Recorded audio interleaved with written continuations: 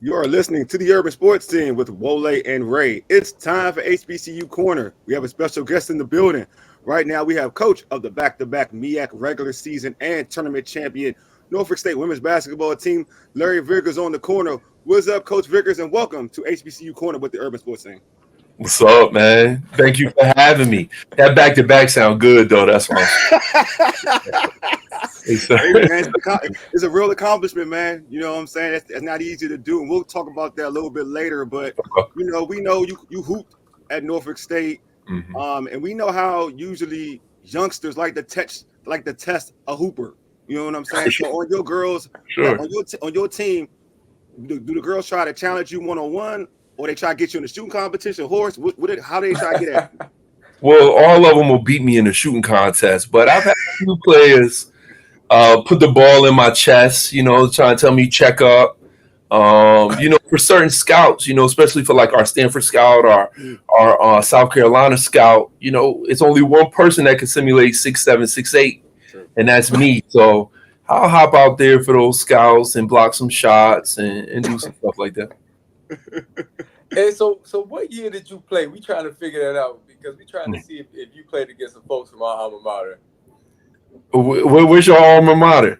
University of Maryland Eastern Shore. Okay, yeah. So I got to Norfolk State in 03. I played in 04, from 04 and then to 07. Then I graduated, and then 08 was my grad year. Okay, so you played against Tim Parham then. Oh, yeah, for real. I got a picture here. You should have seen that before. Well, I'm going to get on Parham's head a little bit. So, it's one dunk picture back here that's not on Parham. But there's another dunk picture somewhere. And it might have been my only 2 points, maybe 2 or 4, and he probably had 18. But my 2 was a little bit more entertaining that game. It's wild. Okay, he's a good player. Really good player. He used to get Wole buckets. He did. No, because I was in winter session. And at the first time I met him ever, we were just, I was just taking class. We went to the gym to hoop. I'm like, who is this tall dude? And then I was like, man, I'm probably get this dude buckets. And then, nah, man, he's a strong dude, man. No, he's good. He's good. He's good. He catch you because he runs different. But then he can jump out the gym. Parham was good. He was tough. He was tough. You know what I mean? He was the most important person on that scout. Defensively. He was definitely the person who we really had to lock into at that point. All right, so Coach, as we mentioned, you are back-to-back MEAC regular season and tournament champs. Where were some of the challenges for the season? Knowing that you had to kind of trying to repeat. Well, going into last year, 22-23, we were angry. We were angry in summer conditioning. We were angry during the preseason. We were angry once we got the non-conference. We were angry when we got in the conference. And it kind of spoke to we got a lot of technicals that year. We had a real different edge with us. This year, we kind of put our goals. Hey, this is what our goals are. Hey, no team has done this since 2014, so it hasn't been done in 10 years. And then Hampton, obviously, they had the 5 in a row or 6. I'm not sure what the number was, but it was a little different. I had to yell a little bit more in some practices. I had to, our motivation was a little different, even though we had some new players with like Paris and Diamond, and then the 2 freshmen, Bree and AJ. So even though we had some new faces, it was a little different as far as our approach. We were a lot more entitled this year as far as like expecting to win, where the year before it was like we gonna get everything. This year was kind of like we looking at stats, we looking at records, doing things that really good basketball teams shouldn't do. Got you. I remember you during the presser when you guys won the tournament, and you said that you didn't really talk about it, but you said you had lofty goals. Like you said, you had a lot of lofty goals, and some of the stuff that you just kept in house. What were some of those lofty goals that you were referring to?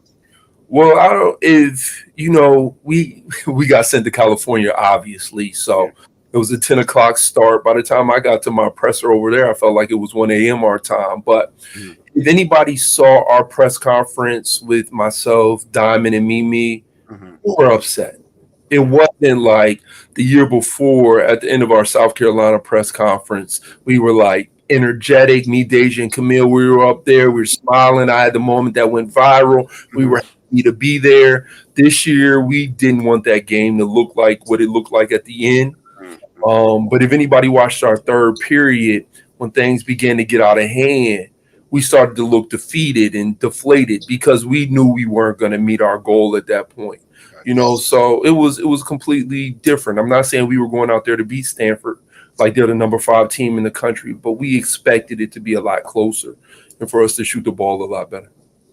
Yeah, Ray and I, we were watching that game and we were texting each other during the game. And I said initially, for me, just the first, like you said, the first half, I thought you guys competed. Yeah. Like you really competed to a point where then obviously you're coaching, but we're listening to the announcers, we're listening to the play-by-play. And it was at first, obviously Stanford was getting all the credit, but then it kind of switched a little bit and they were giving you all your flowers and whatnot. So just to say that, like the first, to what you're talking about, the third quarter, yeah, but the first half, you guys were definitely playing them tough. And it felt like, you had Stanford shook to a certain extent. I thought we did a really good job of turning them over. You talk about a low turnover team. We did a really good job of turning them over. We just didn't kind of turn those turnovers into points. Points off of turnovers, that's really important, obviously, in our game. But I generally don't watch our last game. Like, I still haven't seen the Howard game that we lost in the championship 21-22. I still haven't seen it. But I've watched that Stanford game twice a week since it. We couldn't score. In that second, I'm trying to figure out, was it play calls? Was it spacing? Were we getting bumped on fouls? That we could have just been able to score in that second period. That game looks a lot different. I agree with that too. So in her first year forward, Kira Mimi Wheeler was the most outstanding performer in the MEAC tournament. She followed that up with being the MEAC Player of the Year. Can you talk about her growth and also what does she need to do to take her game to an even higher level? Well, year one, Mimi it was like a blessing. We already had a team that was co-regular season champs and lost in the championship game. That whole group is coming back. So we didn't have any post presence. Howard, they were just bullying us down low. So we added Mimi there, which obviously led to regular season and postseason. But Mimi gave us the size that we kind of needed to compete against Howard. And then going into this year, Mimi looks completely different physically. Like when I show clips of our games from last year to the new players, all right, we were successful doing this against this team. And they be like, who is that out there with 50 on? He looks completely different. She moves way better. She's always been a really smart basketball player. That's what makes her really good. But that her physical transformation going into this year led to a jump. I don't know, she jumped 7 points. She could have been most improved player in our league as well. For a forward going into the year, I'm telling her, look, Kyle O'Quinn only averaged 15.5 and he got drafted. It's tough for forwards to average 20 because of the amount of double teams they'll see. She doesn't shoot threes, and she doesn't shoot threes. So for her to jump to 18 and some change it just speaks to how much effort she put in over the summer. But it started obviously with the physical part. Do you see her getting her game to the 3-point line, extending her game to the 3-point line? That's the goal. For a point of the year, she was 2 for 2 from the 3. So she was telling everybody, she telling Diamond, I'm the best shooter on the team. I shoot 100. Diamond, nobody cares about your 45% when I'm shooting 100% from the That's the next part. That is the next part. And then, just one more go-to move around the rim mid-post would be nice, and then extending it to the 3. I'm glad you said that because during the Stanford game, I was like, well, they taller, I think she got to be a little more crafty around the rim because they got some trees. And she seemed frustrated. Is her emotions a good thing? I know it usually is, but in that game, do you think it got the best of her? Well, like I said, when we talked about expectations, maybe I could have went in.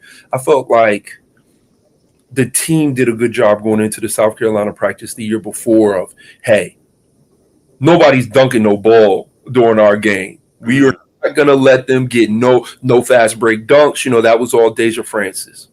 So even last year, I kind of expected more of a more jovial, fun, and then into this year was more me. Hey, we're going to compete every possession. We are going to compete. So when we are competing at a high level, and Mimi, some shots rimmed out. Now that's when you see the frustration begin. And not only are you dealing with length, but we are not playing at a neutral site. We're playing at Stanford.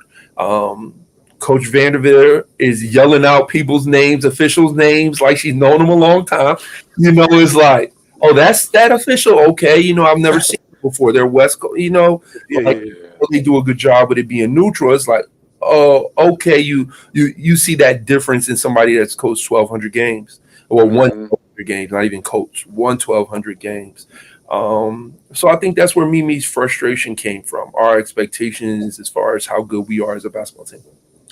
So I'm not even going to ask you about that, but Wole and I talked about that too. Like this whole play at the higher seeds home court is annoying to us. And then on top of that, HBCU Twitter was angry. You probably didn't even know because the commentary kept calling y'all the Hornets, and we were like, seriously, bro, like it's so disrespectful. But anyway, I just had to throw that in there.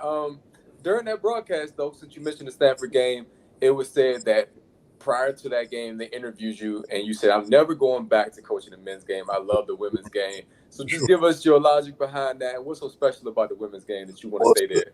It's a couple things. When I got the job, somebody called me and they talked about coaching ego versus coaching emotion, right? And so I'm like, okay, I can handle that.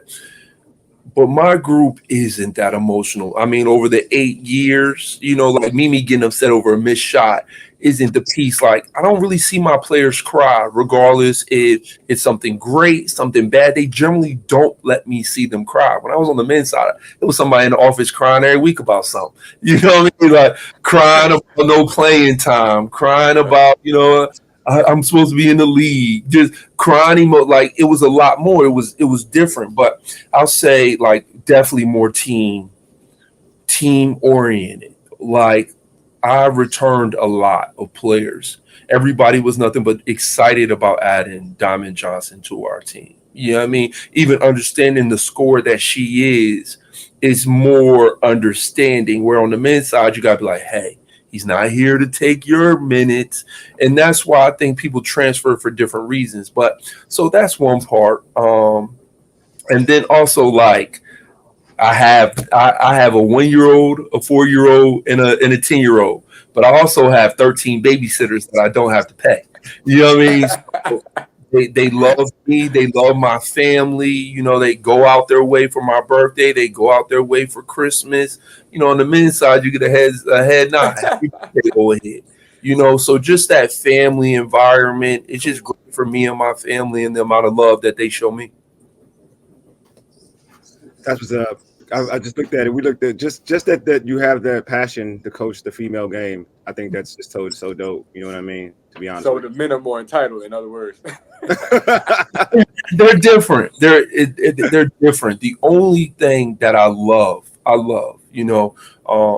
when I got the job, we were playing in front of 300. You know what I'm saying? Now we're playing in front of 1,500. And then if our men have a good game after our game, we playing in front of 2,200, 2,300.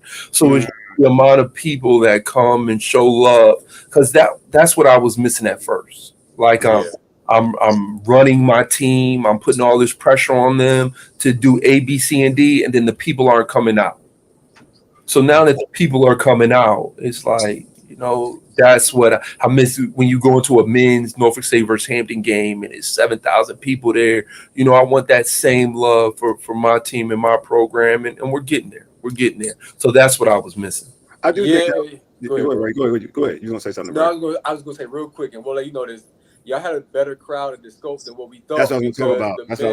I knew you were ready to go to the same thing, because the men obviously running the championship. Last year, we felt like when they lost to Howard in the championship game, it was kind of like a mass exodus. Like people was depressed because Joe Bryant was like the mayor of Norfolk. Yeah, so it was wild to see them lose, and then to see you guys not have the same crowd. I was like, dang, I wish everybody was stuck around, but folks came out for that game, so that was cool to see. Yeah, it's the I used to, because last year was the third time that we've been in the championship with the men. Mm-hmm. First two games I didn't handle the best as far as scheduling. Okay. The first one we lost to Bethune really fast. Like 3 players on my team are dating 3 players on the men's team. And then Alexis Long brother is Alex Long. So when we lose, it takes some stuff out of us. So Wow. the last 2 years, we haven't seen a minute of the men's game. We've just kind of been on our phones, ESPN Plus, watching that way. Even for me, as an alum, it's exhausting watching their game. Like I'm into it. I'm up. I'm down. I'm barking. It's like I know the sets. I know the plays. So it's like, come on, man, you were supposed to do it like this. So it's exhausting for that experience. I think last year was exhausting for our fans too. Yeah, I can see that. So, Coach, you mentioned Diamond. So in the same game, the same season, MEAC. In the same game, MEAC newcomer of the year, Diamond Johnson scored 19 against Stanford. How excited are you of her possibly returning to the team? Well, right now she's returning. It's a different world in the wild, wild west of college athletics. But right now she's returning. We're super excited. We're trying to add one more piece to make it, a big three, or develop one of our, Ajane Richardson, Debria Clark, to be in that third person that could get 12 points per game. That would be lovely to go 22, 18, 13, somebody to help us shift the defense. But, right now, that's our main concern, adding a third person to go along with those two. Diamond's special. I tell everybody, you never know, like sometimes when you see great players, you might go evaluate somebody and be like, they're talented. And it's somebody who's seen Diamond since she was in, late middle school, I guess, early high school. You're always like, damn, she's so talented. Dang, she's so talented. She got such a great feel for the game. But what you don't see is she's a gym rat. She really is. And then when you hear the Kobe Bryant stories about getting that much better from year 1 to year 2 and all the time he put in the gym, and you hear all the stories about how hard people work, Diamond Johnson is this good because she works hard, and it was easy for my team to see, oh, this is why she was so good. It was easy for me to see as a coach, this is why she's so good. And then that just kind of, permeates through your group, through your team. I think also just watching the Stanford game, it was easy for the commentators to see that's why she was so good. Because at first it was like they didn't know, but then as soon as they saw her mentality and how, like, again, you got one of the smallest people on the court battling their bigs to get rebounds, you know what I mean? So she showed it. That's why I felt like she did herself a big credit, a big service of how she showcased herself in the game against Stanford. And the clips are going to look different than her NC State clips. Yeah. Diamond's never gone 0 for 8 from the 3-point line. And hey, Stanford has good defenders, like they do. Mm-hmm. But I already told her I took some of that. I play her and Mimi. I let them almost get to the point to where they were exhausted. I could have went with a freshman a little bit longer, but I didn't want to. So it's like you see Gino plays 3 starters 40 minutes. You're like, how is that possible? Mm-hmm. But whatever. That's a whole nother topic. But anyway, the 0 for 8 is not like her, and she has some really good looks, and they just rimmed out. Now that turns our second period around. That turns our third period around. So, but when the WNBA scouts put on the film, her clips are going to be different because it's not shots off the bounce. She's in the rim finishing between, Kiki Iriafen and Cameron Brent. So those clips are they're gonna speak for themselves. Yeah, and playing against tough opposition like that, people were watching the game saying maybe Coach Vickers want to consider a tougher non-conference schedule to kind of prepare for games like that in the postseason. But I know your non-conference schedule, it wasn't easy by any stretch. So just what's your view of that, and what do you expect the non-conference scheduling to look like, especially considering you lost only one conference game all season? Yeah, I mean that's really twofold. Scheduling is by far, I'll say recruiting was one. Scheduling is the second toughest thing we do here. It is by far the toughest. An American school puts up a post. I was about to say the name. An American school puts up the post. Hey, we're looking for a guaranteed game on these dates. We have that date available. I call the American Conference school. They then respond and say, hey, we'll do a home and home with y'all. What? Like, hold on. Like, we're not equals. Like, not equals budget wise. We're not equal. They put out that article that was like, UConn spent $10 million on women's basketball. Jackson State spends $900,000. Norfolk State spends 1.2. Stanford spends $9.5 million. We're not equal. You know what I'm saying? It's a good thing that Team CU is an equal, but in the grand scheme of things, we're not. So as far as non-conference schedule goes, we play 4 guaranteed games. We play the 4 guaranteed games that one we feel like are going to be competitive, help us get a little bit higher than a 15 seed. But we got to win those games. We lost Auburn. Auburn would have been a good game for us this year to get. Auburn they're a good basketball team, but they don't look like South Carolina or Stanford. So we got to begin to win some of those games when we get those, where we get a tough non-conference team, but win it. Last year, Penn State would have been a good win. This year, Miami would have been a good win. This year, Wake Forest would have been a great win. And that's the next step for us as a program. We want to now begin to beat those high majors. That's what that looks like for us. I'm glad you kind of outlined it. I mean, Coach Jones outlined it too for us, how hard it is to schedule, especially when you're good, because there's some teams that are comparable, let's say mid-major, that aren't going to want to play you because they're concerned they're going to take a loss. But I think that may clear up some things for some folks on social media. But as a sidebar, though, go ahead, bro. Oh, no. I was going to say, like even like the A10. Mm-hmm. The A10 will pay some teams in my league. So, hey, send some of that money this way. It's like, nah, no, thank you. You go deal with Stanford and South Carolina all the time. We really wait until a lot of schools like need games, because they'll just be like, yo, coach, respectfully, like Diamond might be the best player on the floor. Yeah, that's true, but I don't have 10 of those. You potentially have 10. You know what I mean? It's like I might have the best player, and then I might have 2 of the best 5 players, but then that's when depth kicks in, and that's when Ajane getting better becomes something, or Danasia getting more comfortable with her role becomes something. So, I mean, it's tough, man. It's tough. It is really tough. You don't want to be that team. I don't have a $10 million budget, so I don't want to play a bunch of $10 million teams. Like what's that getting us going 2-8 in those games? Like it's not. Got you. It's about. As a quick sidebar, how would you feel about an HBCU national championship? Let's just say if y'all met Jackson State, would you have supported a game like that this past season?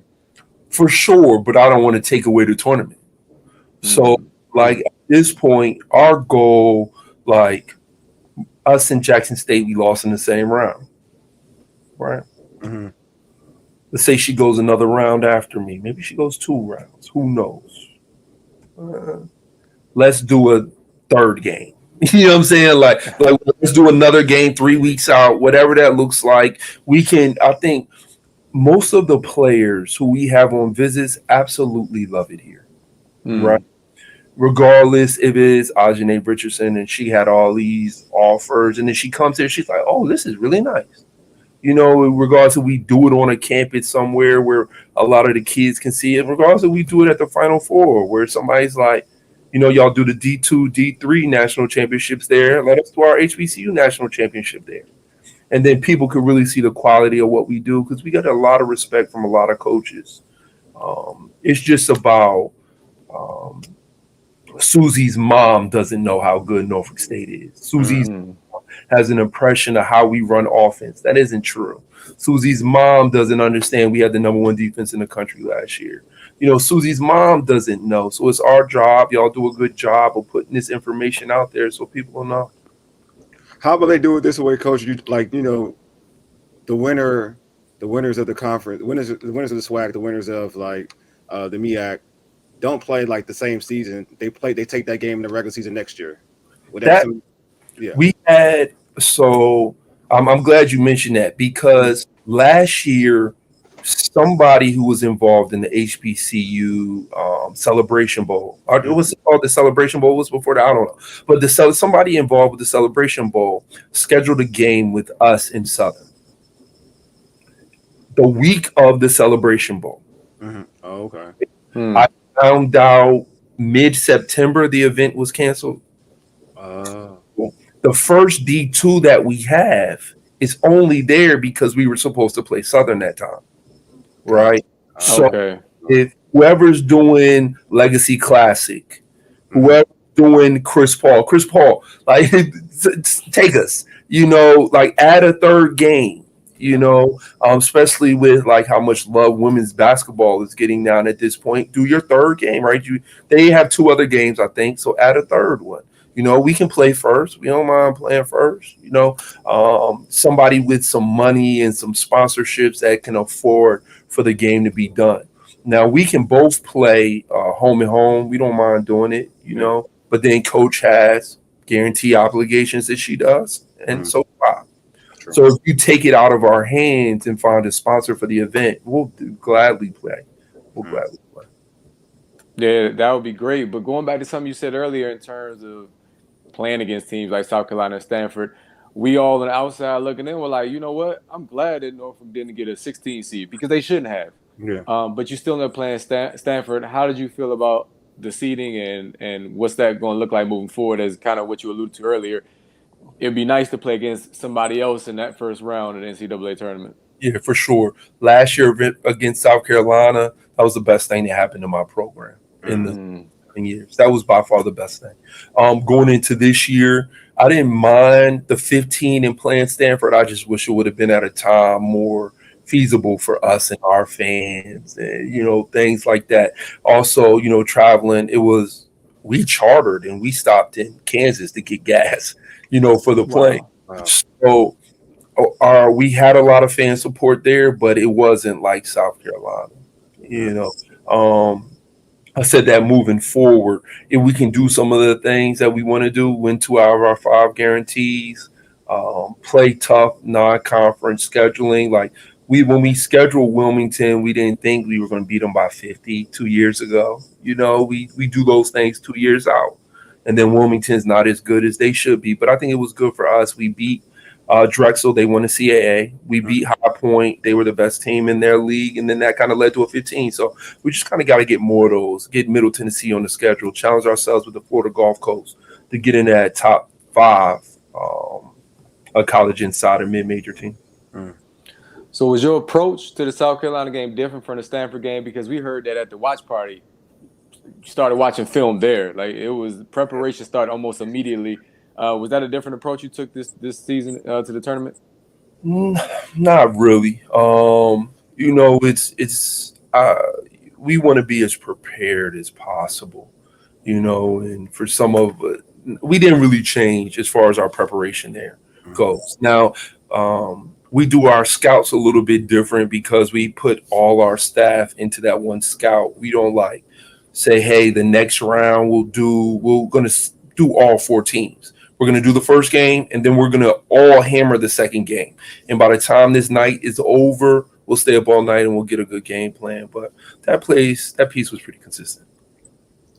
Well, Coach, we're winding down. So, Coach, you already talked about why you love coaching the women's game. But what does it mean to you to coach at an HBCU? Well, I'll just talk about just how special the people are on the campus of HBCUs. Financial aid and refund checks always get a hard way to go on Twitter and Instagram. But just the support, the camaraderie, the love is different. It's special.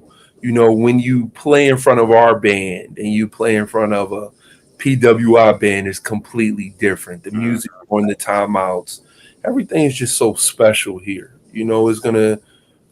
Everybody always is kind of like, oh, all right, coach, what's next for you? You know, how good's their band? What's their environment like? How many people come see them play? You know, that's the important stuff for me. And I don't think there's a place more special than Howard on that Saturday afternoon at Howard, at Norfolk State on that Monday night or on that Saturday. There's special environments, you know, where people love basketball, they understand basketball, and they cheer for the teams right well. Well, Coach, thanks. Coach, this has been dope. Thanks for being on. Is there anything you would like to add, though, before I let you go? No, I appreciate it. I enjoy y'all show, you know, so, you know. My and bad. I said it's all about, for us, exposure. You know, it's all about exposure, and the more of these we have, the better. You know, even if y'all did some type of college tour, you know, where, you know, you interview, it's just all about exposure now, and at this point to where y'all can, you know, just push and grow our leagues and our game, because I've been to Big South games, they're boring. I've been to NC games, they're boring. I've been to American East games, they're boring. I've been to Conference USA games. Some of those are okay, but some of those are boring. You know, so it's just about us and exposing our league, because we have a special thing. Oh yeah, we plan on that, right, Ray? We plan on that. Yeah, that's still the goal. I want to say real quick that Howard game, the year they raised the banner on y'all, that was one of the best games I ever seen, like up and down. Now you mentioned how Mimi got in shape. You kept substituting her because she could not keep up with the pace of that game, man. That was one of the best games. That's the best game I've seen thus far. You know, not the championship game wasn't good. That was real good too. But the environment in that building was so good, man. It was a lot more scoring in that. You know, I felt like in our championship game, we felt the pressure. Yeah. Mm-hmm. And we didn't play really well. But, you know, my first game versus Coach Grace and Howard, it was like 112, 110. So, you know, it was like in double overtime. So we generally have some really good competitive games people like to see. You know, that speaks to the quality of our program. And I hope yeah, before he got that look. This one thing though. There's one thing I do want to kind of to add in to that, because you did say something after that game about, because you so chill on the bench. Like me and Ray talk about you chill against Howard in that game, and you talked about it in the presser too. But like you were firing your whole team, but you said you were trying to calm your team down because they were like getting at each other. Yeah. Is it like that all year, or was that just that moment was different? You know, even though like some of the people might change, and I like Coach Grace, you know, I like her. I think she's generally a good person. She runs great basketball stuff. It's just something about now that Norfolk State Howard rivalry that just it has its own dynamic now. And at this point, you know, it was like that with Hampton, and now they just shifted over to them. You know, it's by far my favorite game of the year. That's clear, because you and me, y'all up like 30. I know y'all. They pushing back and forth, and you just sitting there. My man Bachelor, he up screaming. You was like, but in that Howard game, you always standing up. You ain't never sitting down. I'm like, okay, it's a rivalry, whether they admit it or not. It's a lot of respect there. I will say that. For sure. That's why you see me standing up. That's why you see the excitement in the game. That's why they hit some threes. I felt like their 3-point celebrations was extra long. You know, what's all that? You know, it's we enjoy that game. We do. No, it's definitely a dope game. It's like the cool thing about when you guys play, especially the last 2 seasons, you know, in the championship game. That's why it's a rivalry, because those games are intense, and it's great regardless of who wins. It's great quality basketball. In especially those 2 championship games, it's quality basketball, great coaching, back and forth, plays, design, everything. It's just really high quality basketball. Well, I appreciate that. All right, Coach. All right, Coach. Thanks for being on, man. We appreciate you. All right, thanks.